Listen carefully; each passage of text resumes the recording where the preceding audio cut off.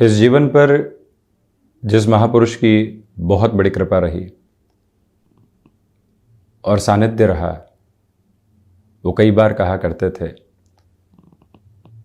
कि प्रत्येक समय ये ज़रूर सोचो कि इस यात्रा को तय करने के बाद छोड़ कर क्या जाओगे।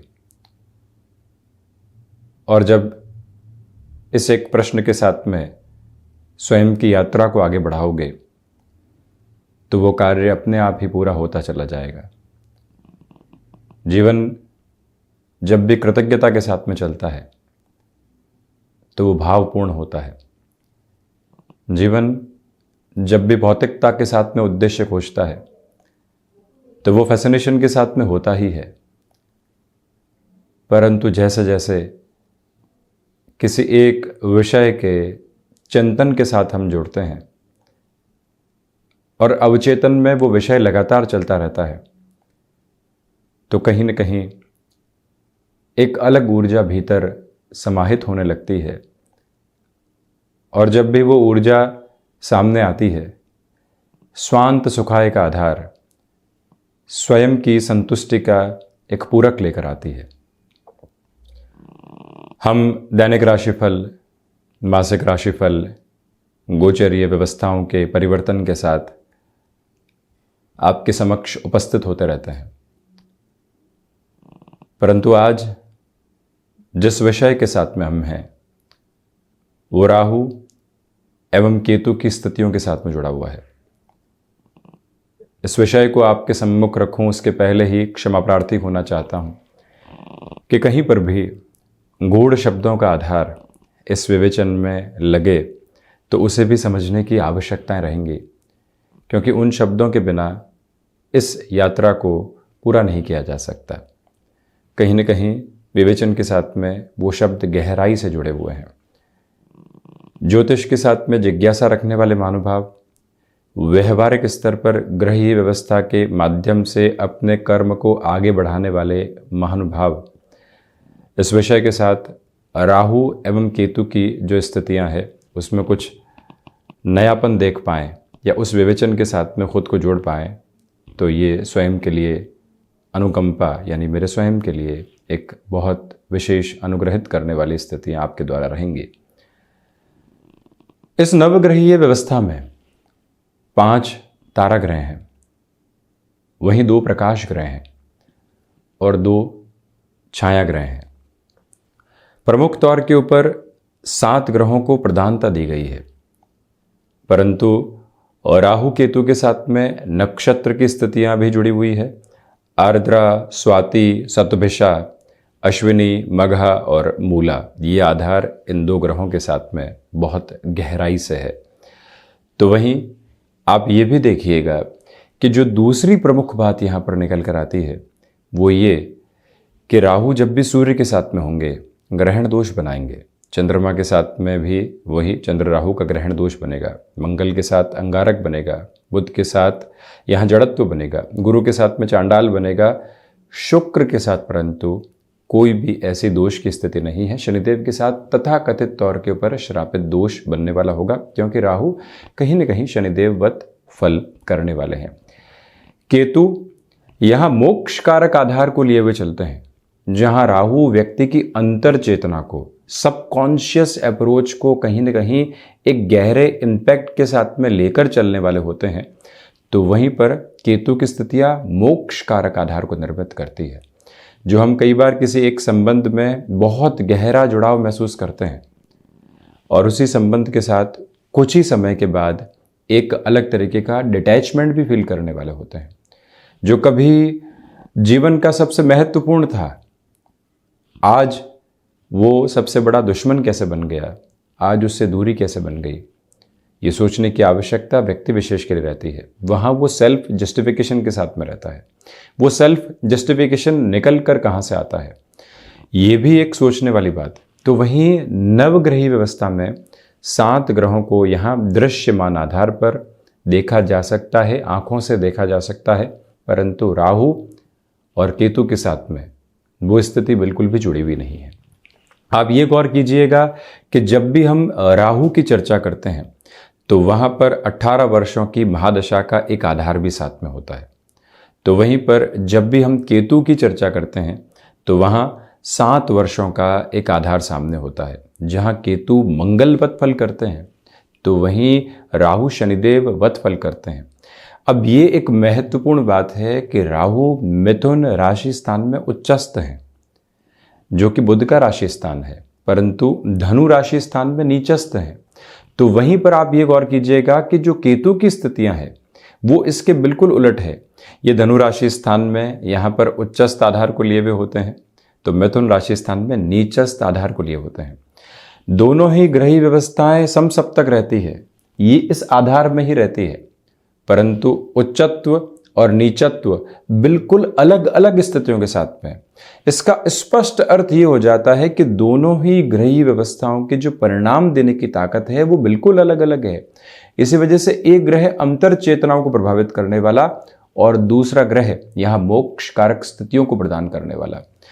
जीवन जब अपनी समझ को लेकर चलता है तो वहीं से व्यक्ति की अंतर चेतनाएं सब कॉन्शियस अप्रोच की रिकॉर्डिंग शुरू होने लगती है। ये अपना है, ये अपना नहीं है, ये हासिल करना है, यहाँ पर ये हासिल करेंगे तो इस व्यक्ति को कहीं न कहीं हाथ जोड़कर चलना है, यहाँ इस व्यक्ति को आंख तरेर कर कहीं न कहीं संदेश देने की आवश्यकता है। तो कहीं किसी व्यक्ति विशेष के साथ में हमें बहुत ज़्यादा अनुग्रहित होकर और बहुत ज़्यादा शांत चित्त भाव के साथ में भी चलना है। कहीं इग्नोरेंस है तो कहीं इग्नोरेंस बिल्कुल भी नहीं है। जीवन के भीतर अपने और पराये की परिभाषाएं लगातार परिवर्तित होती है, वो सबकॉन्शियस अप्रोच के साथ में होती है। जो देखा वो आंखों के माध्यम से, जो सुना वो कानों के माध्यम से, कोई न कोई इंद्रिय सक्रिय हुई और उसने एक संदेश देने का काम किया। उस संदेश के माध्यम से हम ये समझ बैठे कि ये हासिल करना है। ये सारी की सारी कैलकुलेशन जुड़ी कहाँ से?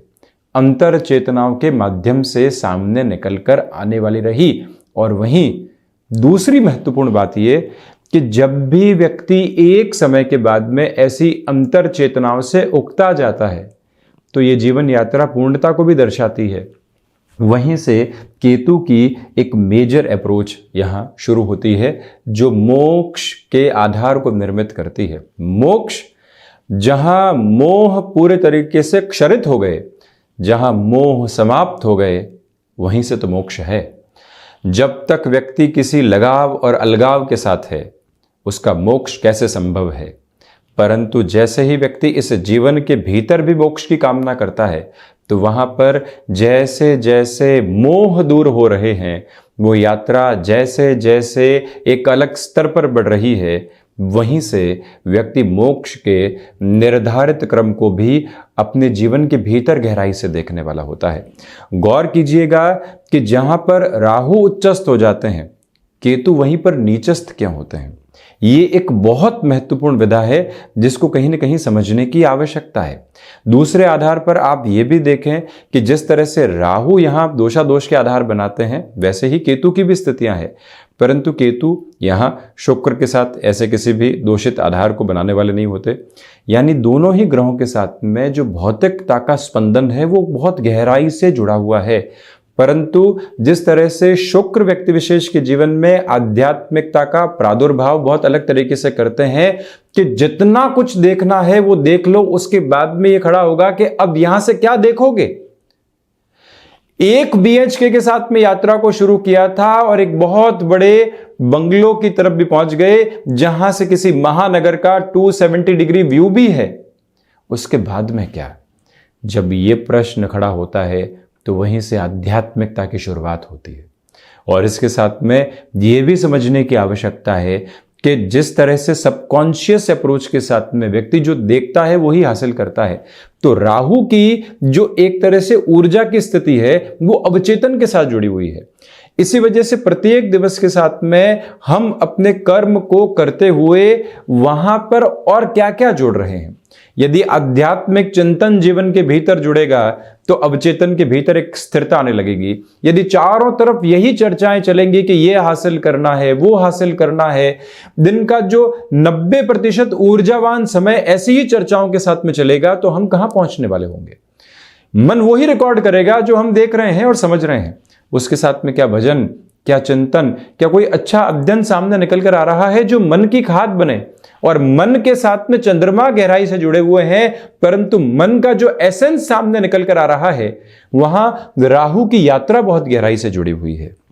वहीं जैसे ही मन ने कोई फैसिनेशन दी, राहु अवचेतन के साथ उसको लेकर गए और अवचेतन ने यह कहा कि यह वस्तुपरक स्थिति काम की नहीं है, सिर्फ और सिर्फ मन को और पूरे शरीर को अव्यवस्थित करने वाले होंगे।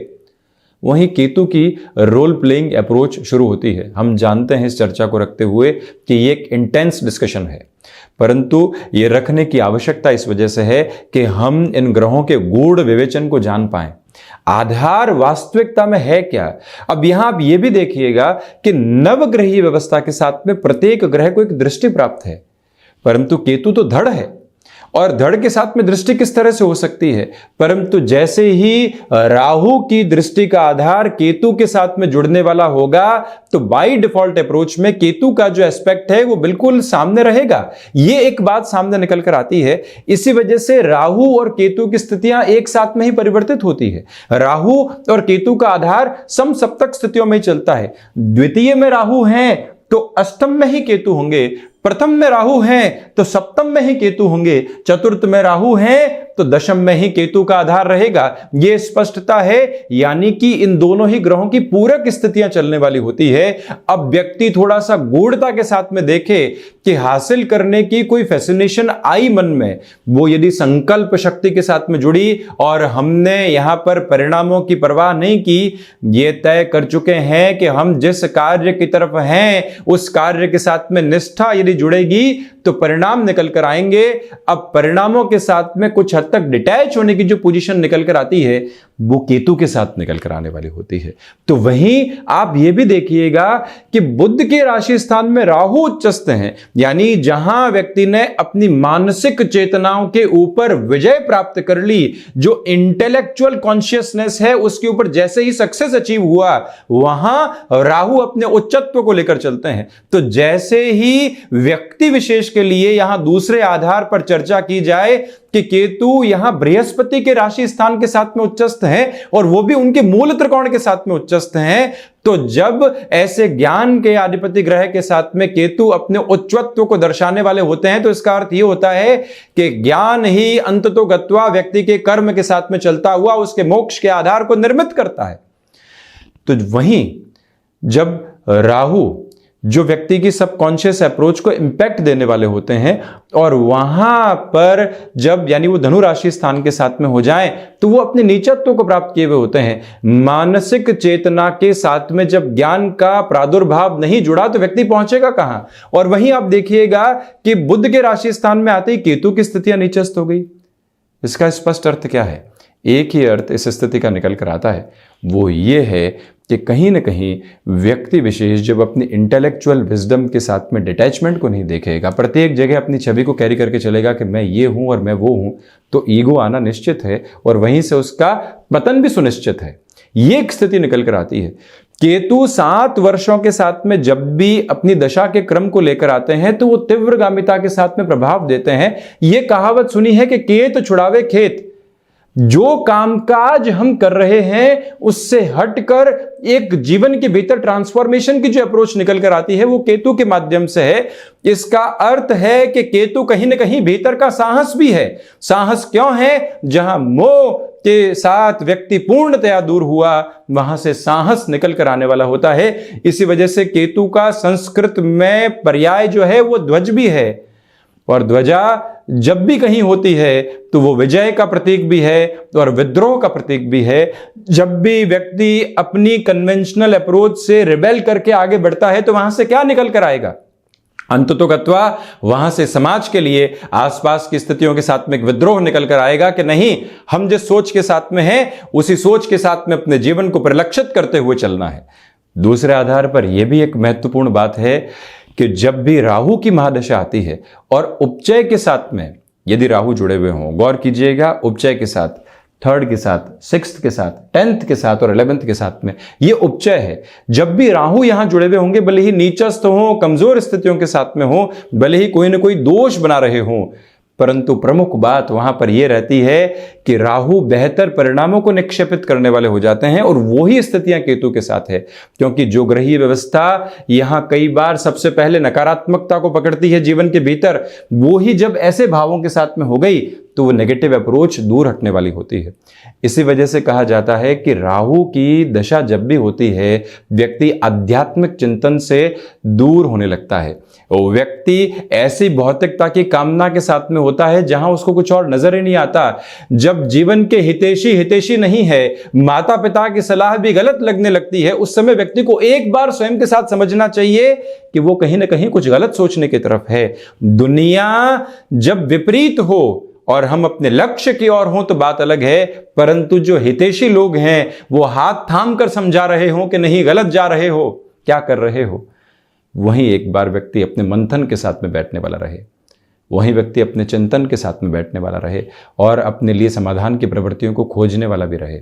इसी वजह से राहु और केतु एक दूसरे के पूरक आधार के साथ चलते हैं। अब गौर कीजिएगा कि सूर्य प्रकाशमान ग्रह हैं और राहु ही उनको ग्रसित करने की ताकत रखते हैं। जैसे ही सूर्य किसी भी भाव के साथ होते हैं और 5 जो ताराग्रह हैं, मंगल, बुध, गुरु, शुक्र एवं शनिदेव, जब भी इनकी परिधि में आते हैं तो वो अस्त हो जाते हैं। सूर्य एवं चंद्रमा साथ होंगे तो अमावस्या या अमावस्या के आसपास की स्थिति होगी, परंतु जैसे ही राहु साथ में होंगे सूर्य को भी ग्रसित करने की ताकत रखते हैं। जहां नैतिकता हावी है वहां यदि कोई भी नकारात्मकता आ जाती है तो नैतिकता भी कई बार डगमगाहट के साथ में होती है, और यही स्थिति इस व्यवस्था के साथ में निकल कर आती है। इसी वजह से वहां व्यक्ति अपनी नैतिकता को कई बार खो बैठता है, जो गलत है वो सबसे सही लगने लगता है। वहीं चंद्रमा के साथ में राहु जैसे ही ग्रहण दोष की स्थितियों को निर्मित करते हैं, मन सबसे ज्यादा मलिनता के आधार को वहां लिए हुए होता है। जो आसान है और आसान के साथ में सही नहीं है, उसी को हासिल करने की स्थितियां सामने निकल कर आती है। मंगल राहु का अंगारक बनेगा तो ऊर्जा गलत फ्रेम के साथ में खुद को लेकर चलने का प्रयास करती है। तो वहीं मंगल और यहां पर राहु की स्थितियों के साथ में किसी भी स्तर के ऊपर गुरु का प्रभाव जुड़ जाएगा। ये युति जब भी बनने वाली होगी तब भी व्यक्ति विशेष अपने ज्ञान को नकारात्मक भाव की तरफ लेकर जाता हुआ प्रतीत होता है। बुध एवं राहु का जड़त्व आधार बनने वाला होगा तो वहां किसी एक व्यक्ति के बारे में जो सोच शुरुआती 5 से 10 मिनटों के भीतर बना ली, वो पूरे ही जीवन दूर होने वाली नहीं होती। ये भी एक प्रक्रिया निकल कर आती है। इन दोषों को समझने की आवश्यकता है कि ये भीतर अपने प्रभाव को निक्षेपित कैसे करते हैं। तो वहीं गुरु एवं राहु का चांडाल दोष बनेगा। व्यक्ति ज्ञान को इसलिए अर्जित करना चाहता है कि वो अपने जीवन के भीतर तथा कथित सुविधा जनित सुखों को देखना चाहता है। सुविधाएं जितनी भी हासिल कर लीजिए जीवन के भीतर, कुछ क्षणों के साथ में वो गौण लगने लगती है, क्योंकि वो जीवन का हिस्सा हो चुकी हैं। परंतु जैसे ही आध्यात्मिकता का प्रभाव जीवन के भीतर प्रस्फुटित होता है, वो कैलकुलेशन बिल्कुल एक अलग डिफर्ड अप्रोच में होती है। शुक्र एवं राहु की स्थितियां जब भी साथ में होगी, दोषादोष को निर्मित नहीं करेगी, तो वहां व्यक्ति भौतिकता के प्रभाव के अलावा जीवन के भीतर कुछ देखता ही नहीं है। इसी वजह से वहां दोषादोष की स्थितियां नहीं होती, क्योंकि एक स्वनिर्मित प्रक्रिया है। राहु की जो रिबेल देने वाली अप्रोच है वो शुक्र के सामने आकर रुक जाया करती है। तो वहीं पर शनिदेव और राहु का तथा कथित श्रापित दोष इस वजह से बनता है कि शनिदेव महान्यायाधिपति है। कर्म के अनुसार जीवन के भीतर फल किस तरह से निकल कर आ रहे हैं, वो ताकत यहां शनिदेव के माध्यम से और उनके मार्फत निकल कर आती है। राहु वहां पर भी अपनी अंतर चेतनाओं का खेल दिखाने लगते हैं, व्यक्ति को भीतर की डिफर्ड अप्रोच के साथ लेकर चलने लगते हैं, तो वहां से भी घर्षण निकल कर आया करता है। ये ही घर्षण वहां तथा कथित श्रापित दोष को दर्शाता है। ये एक स्थिति है। केतु के साथ में भी वो ही आधार है, परंतु जो एक इंटेंसिटी होती है वो काफी हद तक कम हो जाया करती है। ये एक बात सामने निकल कर आती है। तो वहीं आप ये भी देखिएगा कि केतु कई बार जीवन के भीतर उन सारे ही कार्यों को बनाने की वैसी शुरुआत कर जाते हैं जहां राहु का आधार बिल्कुल भी नहीं। तो वहीं यह भी स्पष्टता है कि राहु की स्थितियों पर जैसे जैसे धैर्य के रूप में जीव नियंत्रण पाता है, वहां से जीवन को सफल और संपन्न करता चला जाता है। गौर करने लायक बात यह है कि आज के समाज में कहा जाता है कि कुछ लाइफस्टाइल डिजीजेस जुड़ चुके हैं। लाइफस्टाइल के साथ में जुड़े हुए डिजीज, एक बार सोचने की आवश्यकता है कि क्या व्यक्ति अपनी लाइफस्टाइल के ऊपर गौर कर रहा है? क्या व्यक्ति उन सारी स्थितियों के प्रति इतना आसक्त हो चुका है जहां से लाइफस्टाइल की पोजीशंस उसको डिजीज दे रही है? जब भी व्यक्ति ऐसे मंथन के साथ जुड़ेगा, वो जीवन के न जाने कितने उत्तर अपने सामने लेकर आने वाला रहेगा। किसी एडिक्शन का बेस है, वो उसको सही मान बैठा है, तो क्या एक बार स्वयं को ये कह सकता है कि किसी भी व्यक्ति विशेष के सामने ये प्रक्रिया रखी जा सकती है? जब उत्तर निकल कर आएगा कि यहां उस प्रक्रिया के साथ में प्रत्येक व्यक्ति विशेष के साथ जीवन के जो सम्मानित व्यक्ति हैं उनके सामने नहीं चला जा सकता, तो उत्तर स्वयं ही मिल जाया करता है कि यह स्थिति गलत है। और व्यक्ति अपने मन के भीतर के उस तुला पर, उस तराजू के ऊपर वो सारी स्पष्टता को रखने वाला हो जाए। इसी वजह से राहु की महादशा चल रही हो, एक बार हम देखें कि अंतरदशा कौन सी ग्रही व्यवस्था की है, एक बार ये जानने का प्रयास करें कि हम कितनी गूढ़ता के साथ में स्वयं के भीतर परिवर्तन महसूस कर रहे हैं। आज इसी क्षण व्यक्ति जब स्वयं के साथ में बैठे और अपने भीतर की प्रक्रियाओं को पूरे तरीके से समझने का प्रयास करे, तो उसको ये मालूम चलता है कि वो किस स्तर के ऊपर भी चल रहा है। और जैसे ही ये प्रक्रिया अपने भीतर के सामंजस्य को दर्शाती है, व्यक्ति वहां जुड़ जाता है जो ओमनीपोटेंस का बेस है, जो एकात्मक स्वरूप का आधार है। इसी वजह से जब भी व्यक्ति राहु की दशा के साथ में होता है तो कहा जाता है राहु दोषम मन्यातो बुधम। क्या अर्थ है इस स्थिति का? इस स्थिति का अर्थ यही है कि मानसिक चेतना के माध्यम से, ईश्वरीय उस स्वरूप के माध्यम से अपने जीवन के भीतर स्थिरता खोजने का प्रयास करो और विनायक आराधना की तरफ जाओ, जहां से समृद्धि के आधार बिना किसी भी घर्षण के निकल कर आते हैं। तो वहीं जब भी व्यक्ति और अधिक डेप्थ के साथ में जाने वाला होगा, then spirituality is the utmost progressive base, और वहां शिव उपासना के माध्यम से जीवन जुड़ सकता है। शिव कल्याण के माध्यम है, शिव मौन के माध्यम से विजय का आधार है। शिव की उपासना भीतर के कल्याण के साथ ही साथ सर्वांगीण विकास का भी एक क्रम है। और जब व्यक्ति उस उपासना के साथ जुड़ता है तो भीतर के भटकाव उसको परेशान करने वाले नहीं होते। जब भी व्यक्ति अपने भीतर के भटकाव के ऊपर नियंत्रण हासिल करेगा, वहीं से वो स्वयं को संतुष्टि के रूप में भी लेकर चलने वाला होगा। नियंत्रण हासिल करने का अर्थ ये नहीं है कि कर्म से विरक्त हो लिया जाए। नियंत्रण हासिल करने का अर्थ ये नहीं है कि जीवन के भीतर की यात्रा को कहीं और मोड़ दिया जाए, शिथिल होकर बैठ जाया जाए। प्रत्येक क्षण को बहुत अच्छे से अपने जीवन के भीतर देखना है, परंतु फैसिनेशंस के साथ नहीं। ये जब ताकत निकल कर आती है तो अद्भुत यात्रा उस व्यक्ति के साथ में जुड़ी होती है। और वहीं केतु का प्रभाव जब 7 वर्षों के साथ में निरंतर चलायमान होता है, एक बात बारंबार निकल कर आती है कि व्यक्ति अपने जीवन में कौन से उद्देश्य खोज रहा है। यदि वो उद्देश्य भौतिक है तो वो तो पीछे छूट जाने हैं, और वो उद्देश्य यदि सर्वजन हिताय, सर्वजन के कल्याण के लिए, अपनी मोक्षकारक स्थितियों के लिए है, तो वो जीवन भर अमृतत्व देने वाले हैं। और वो ही एक स्थिति है जो जीवन को एक अलग आभा के साथ लेकर चलती है। ये गूढ़ विषय का आधार है। बारंबार निवेदन कर रहा हूं आपसे कि हम जिन डेफिनेशंस के साथ में चलते हैं, उन डेफिनेशंस के साथ में चलना कतई गलत नहीं, परंतु यदि उस विवेचन के साथ में जीवन को जोड़कर रखा जाए तो ये परिदृश्य, ये परिभाषाएं सामने निकल कर आया करती है। आज इस विषय को रखने की एक जो शुरुआत थी, या ऐसे मंथन को रखने की एक जो प्रक्रिया थी, वो इसी वजह से सामने थी कि जो भ्रम और भटकाव लगातार साथ चलते हैं, हम उनको समझने की प्रक्रियाओं के साथ में चल पाएं। हम प्रयास करेंगे कि राहु और केतु के साथ में जुड़े हुए अन्य विवेचन को भी लें, 12 भावों के साथ स्थितियां क्या है उसको भी लें, उपायों की प्रक्रियाओं के साथ में भी चलें, परंतु मन के भीतर जो चल रहा है प्रथमतया उसको समझने का प्रयास करें।